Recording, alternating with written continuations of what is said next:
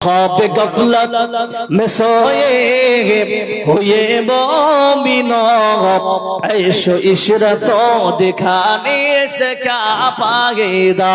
आँखों खोलो उठो याद रब को करो, उम्र यूं ही गवाने से क्या फायदा। क्यों अपने रब को जवानी में भूला गे तू, और ताकत के बोते पे भूला गे तो, जब जवानी ढलेगी तो पछताएगा, ऐसे रोने रुलाने से क्या फायदा। শুধু মণ্ডলী আল্লাহ বলতেছেন, বান্দারে তোমাকে আমি পরীক্ষার জন্য পাঠালাম, তোমার পরীক্ষা কেমন হবে, তোমার পরীক্ষা যেন ভালো হয়। আহারে আজকে হরিশ্চন্দ্রপুর থানার মানুষেরা পরিশান হয়ে গেছে, এসআইআর হয়েছে, বলুন ঠিক না বেঠিক? এসআইআর হলো তো সব মানুষ মনে মনে দুরু দুরু করছে, জালসা শুনতেছে, তো যখন এসআইআর ফর্ম পড়ছে দিদি আমার নামটা বাদ যায়, বলুন ঠিক না বেঠিক? মনে হয়েছে কি হয় না? আল্লাহ সুসংবাদ, আল্লাহ সুসংবাদ দিতেছি। সকলে যখন আমি আয়াত পড়বো তখন আপনারা জোরে আল্লাহু আকবার বলবেন তো ইনশাআল্লাহ। আল্লাহ আপনার আমার ব্যাপারে সুন্দর করে সুসংবাদ দিতেছেন। ওয়ালা তাকিনু ওয়ালা তাহজানু ওয়া আনতুমুল আ'লাউনা ইন কুনতুম মুমিনিন। জোরে বলুন নারায়ে তাকবীর, নারায়ে তাকবীর। আল্লাহ বলতেছেন কোনো ভয় নাই, কোনো চিন্তা নাই, কোনো ভয় নাই, কোনো চিন্তা নাই, তোমরা যদি প্রকৃত ঈমানদার হও, আল্লাহ বলতেছেন দুনিয়াতে তোমাদের কোনো ভয় থাকবে না, কোনো চিন্তা থাকবে না।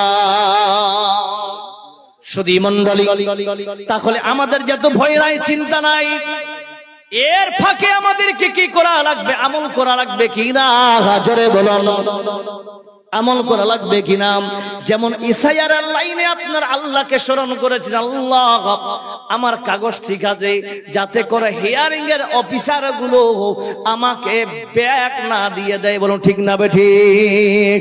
আল্লাহ বলছেন গোলাম এই দুনিয়ার বিদ্যার জায়গা, এই জায়গায় থাকার জন্য তুমি লাইন দিয়েছ, কিন্তু মুয়াজ্জিন যখন আজান দেয় ওই আজানের সময় বান্দা কেন আগে গিয়ে আমার মসজিদে লাইন দাও না? আমার জায়গায় যদি বান্দা লাইন দিতে রে, তোমার আমি সব জায়গায় তোমার জন্য রাস্তা আসান করে দিতাম। জোরে বলুন ঠিক না বেঠিক? কিন্তু আজকে আমরা কি করি? নামাজ নাই, রোজা নাই, হ্যাঁ নামাজ পড়ে মৌলবীরা বড়ে মুখের কাজে উঠিয়ে দিল, কিন্তু কেউ আমরা নামাজ পড়তে গেলাম না।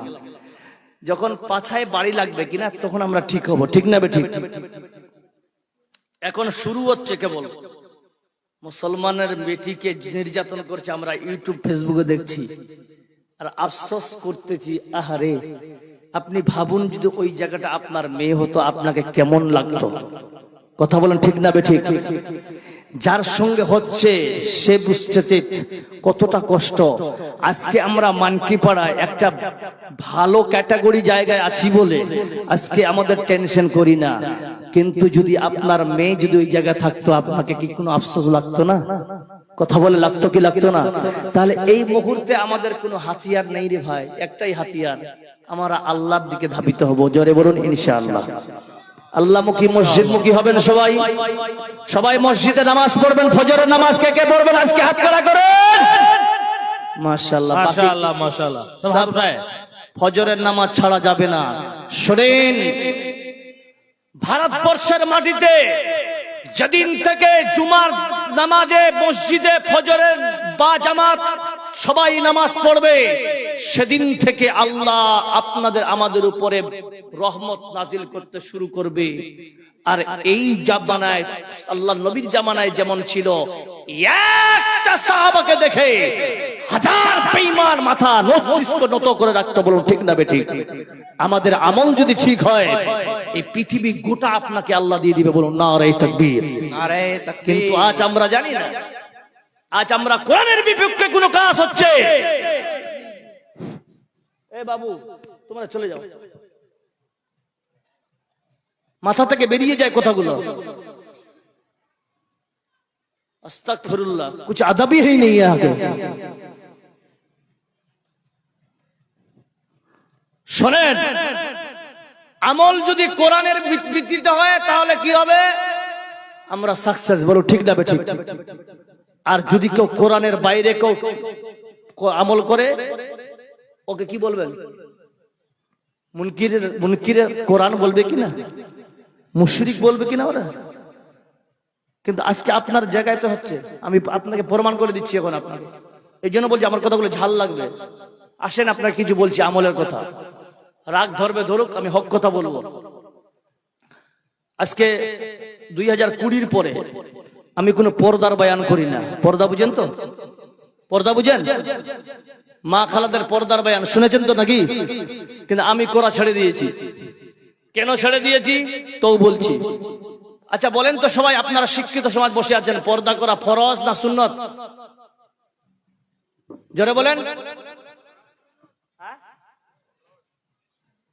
কেউ বলছে সুন্নত, কেউ বলছে ফরজ।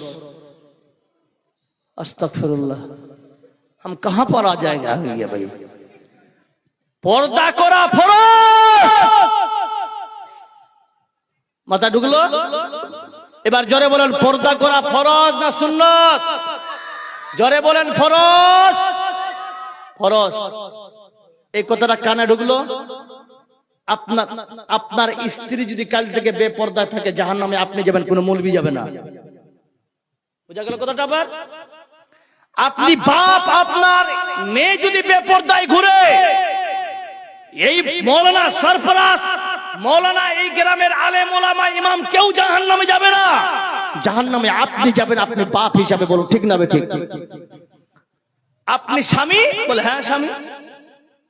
আপনার স্ত্রী যদি বেপর্দায় ঘুরে, তাহলে মনে রাখবেন কোন মৌলবি আপনার স্ত্রীর জন্য জাহান্নামে যাবে না। যাবে কে? স্বামী যাবে। কথাগুলো বুঝে আসছে আপনাদের? নাম্বার 3 শুনেন, যাদের স্ত্রী বেপর্দায় থাকবে ওদেরকে দায়ুস বলা হয়েছে। কি বলা হয়েছে? দায়ুস। দায়ুস কাকে বলে? এক কথায় শুনেন, আপনাদের হরিশ্চন্দ্রপুর খুব ডেভেলপ জায়গা। এখানে এখন ছেলেরা ইউটিউব চালায় না, এখন মেয়েরা ইউটিউব চালাচ্ছে। বলুন ঠিক না ঠিক? আপনার স্ত্রীকে নিয়ে আপনি ইউটিউব চালাচ্ছেন, ফেসবুকে লাইভ দিচ্ছেন। এই মুহূর্তে যদি আপনার স্ত্রী তওবা না করে, যা করেছে ছেড়ে দিয়েছে, এখন থেকে তওবা করবে।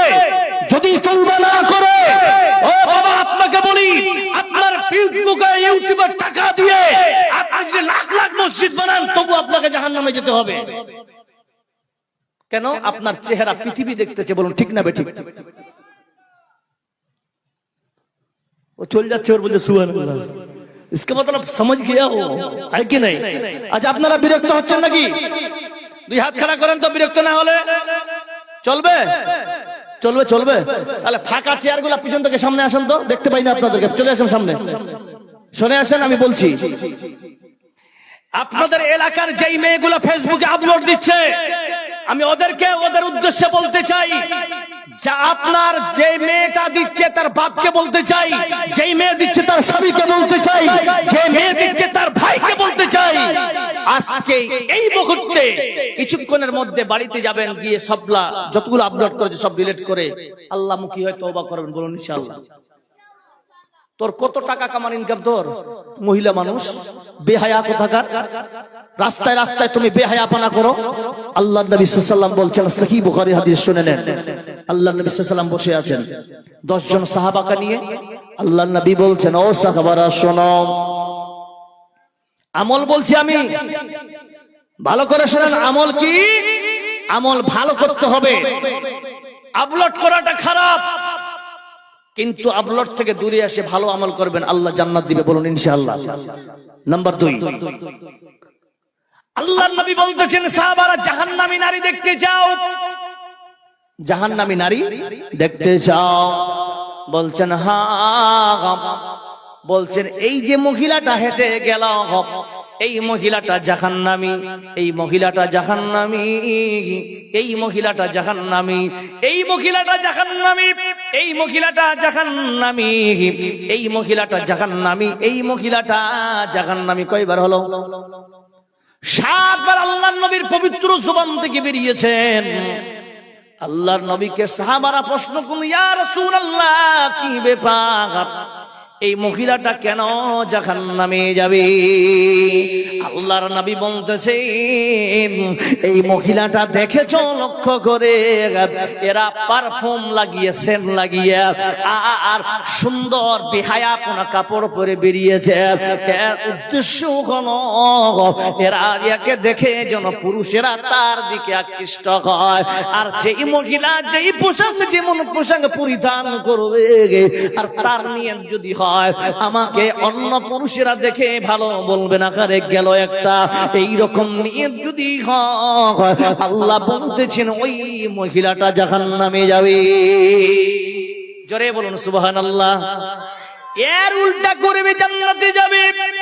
কোন মহিলা যদি সুন্দর করে কাপড় পরিধান করে রে, সুন্দর করে সেন্ট লাগিয়ে ঘরের ভিতরে বসে থাকে, স্বামীকে সন্তুষ্ট করার জন্য, আল্লাহ তাআলা নবী বলছেন ওই মেয়েকে দেখে স্বামী যখন হাসবে, আল্লাতি তাদুরুহু ইযা নাযারা, যখন স্বামীর চোখ ওই বান্দির বুকে পড়বে, আল্লাহর নবী বলতেছেন ওই মহিলা জান্নাতে যাবে।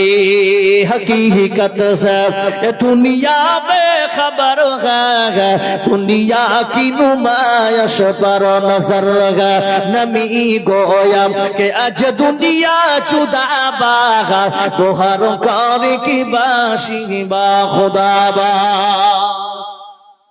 এবার দেখেন, আপনাদের আমল আমরা কেমন করি? আপনাদের এলাকায় বিয়ে লাগে,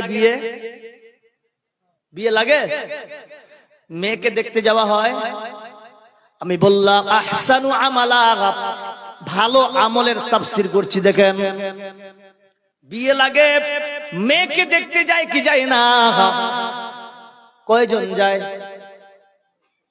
10 জন। প্রথম স্তরে 10 জন যায় কি যায় না?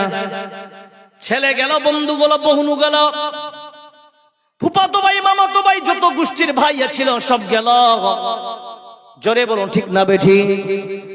এখানে অনেক আলিমের আছেন, প্রশ্ন করো, শরীয়ত পারমিশন কি দিয়েছে, আপনি কি করতে চান? শরীয়ত বলতেছে আল্লাহ তাআলা শুধু ছেলেকে পারমিশন দিয়েছে মেয়েটাকে দেখবে, গল্প করবে, আর বাকিরা যদি 1,00,000 মানুষ যায়, এরা মেয়েকে দেখতে পাবে না। কথাগুলো বুঝে আসছে? মৌলভী সাহেব, বাপও পাবে না? বলে হ্যাঁ পাবে না। তার বাপও পাবে না। কেন পাবে না? একটা যুক্তির ভিত্তিতে বলছি। বাপ বেটার বউ দেখতে গিয়ে নিজেই বিয়ে করে এনেছে। বলুন ঠিক না বেঠিক? হচ্ছে কি হচ্ছে না? এই চুক্তির কারণে ওই বাবা মেয়ে বৌমাকে প্রথম স্তরে দেখতে পাবে না যতক্ষণ বিয়ে কমপ্লিট না হয়। বুঝা গেল? এটা যদি করি, এটা হলো আমল ভালো। আর 10 জন মিলে মেয়েটাকে বলছেন মা, বলে কি? বলছে একটু নাইটি পরে হাঁটো। আপনাদের কি চলে না এরকম? মা একটু শাড়ি পরে হাঁটো। বলে কি বলে না, তুমি কি মেয়ে দেখতে এসছো না তুলসী হাটের তুমি গরু কিনতে এসছো? জোরে বলুন ঠিক না বেঠে? ইসলাম শান্তির বার্তা দেয়, ও শান্তির বার্তা ইসলাম কোনদিন দেয় না। এই জন্য বলি, শরীয়ত বলতে যে আপনাকে আমল ভালো করার জন্য, আর আপনি আমল করতে গিয়ে আপনি বেঈমানের রাস্তা অতিক্রম করছেন কেন?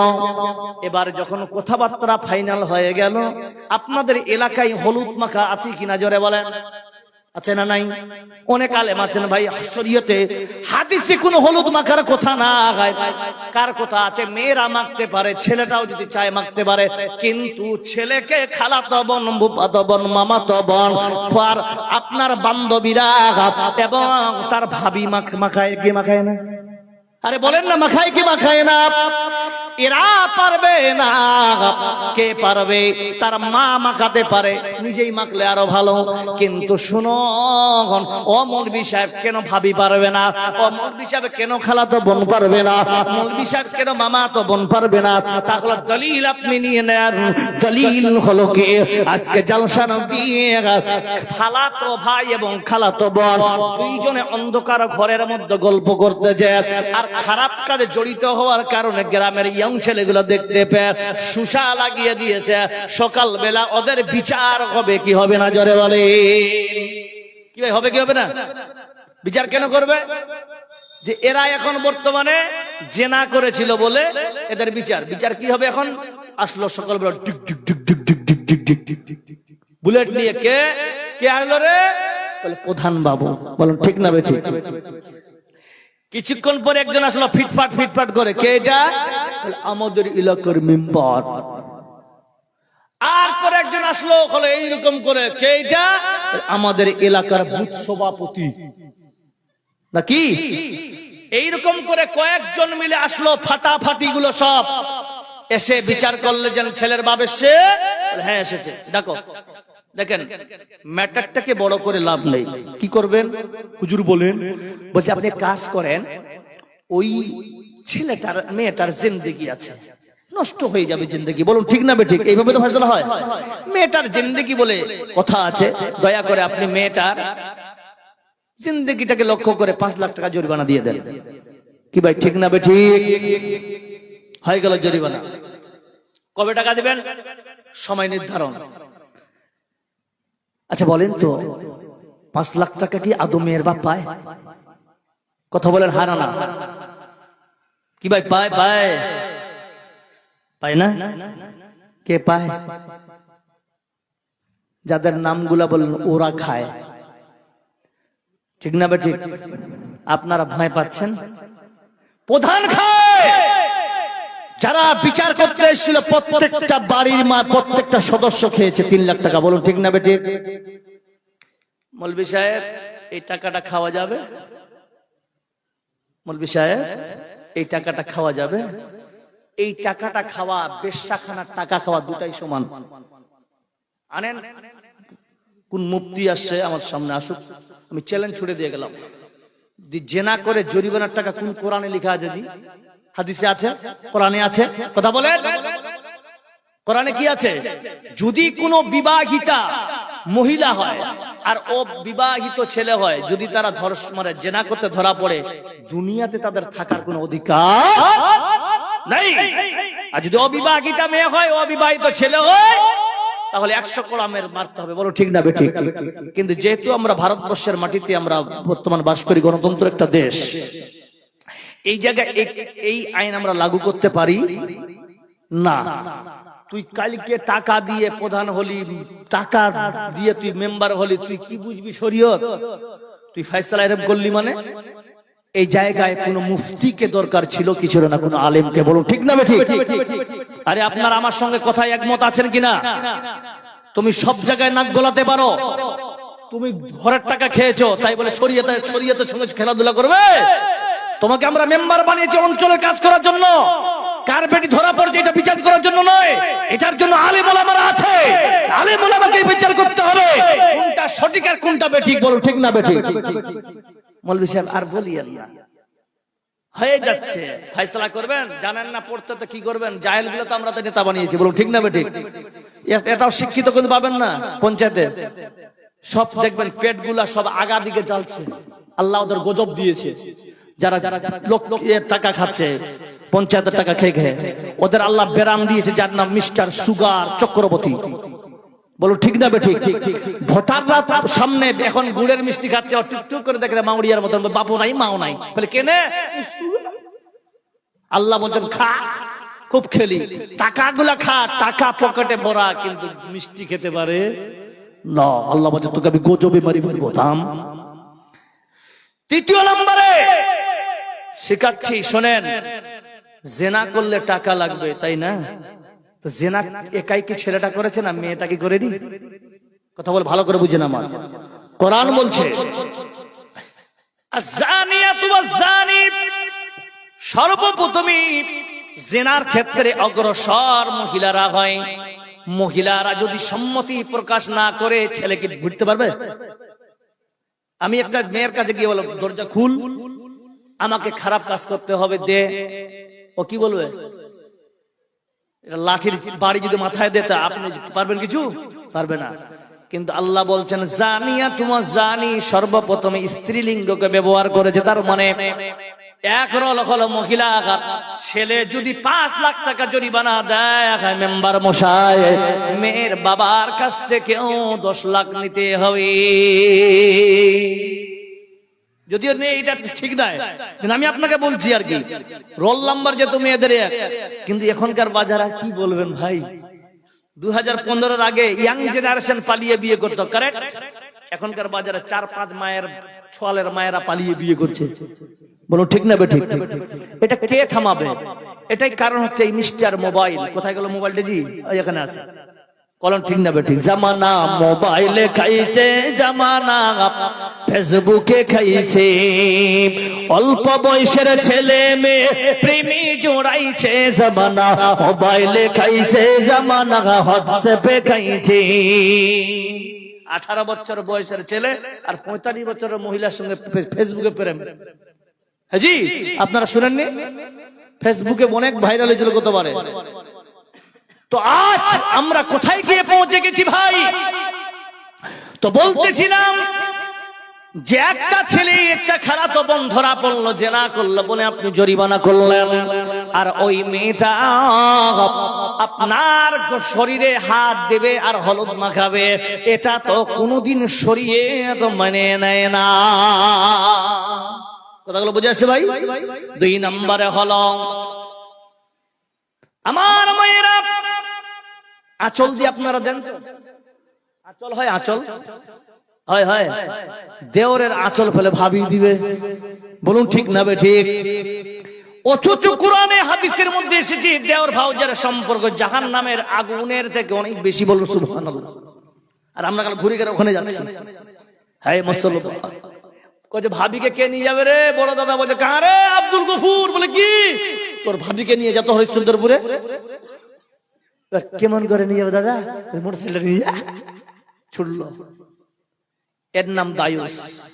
এক কথায় দায়ুসের ব্যাখ্যা শুনেন, বেপরদায় ঘুরবে আর স্বামী যদি সাপোর্ট করে ওই স্বামীটাই দায়ুস। কথাগুলো বুঝে আসছে?